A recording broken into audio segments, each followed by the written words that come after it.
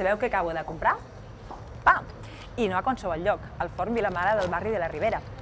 Justament el seu propietari és el director del Gremi de Flaquers. A que no sabíeu que el Gremi de Flaquers de Barcelona va ser el primer gremi fa més de 6 segles de la ciutat?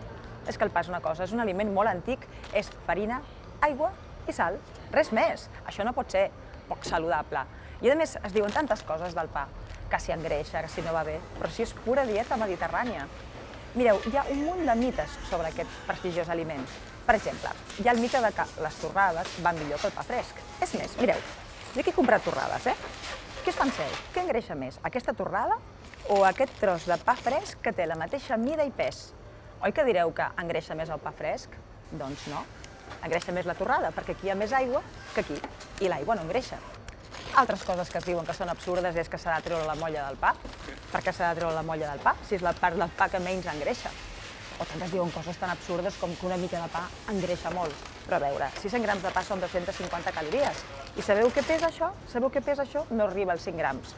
Per tant, us ho dic, el pa pot entrar perfectament dintre una dieta equilibrada. A més, és que és boníssim. Voleu que us digui un suggeriment? Agafeu 2 llesques de pa, unes rodelles de tomàquet, una bona mozzarella a sobre i tanqueu l'entrepà. Ja veureu quina meravella. Per cert, que em falta la mozzarella, em vaig a comprar-la.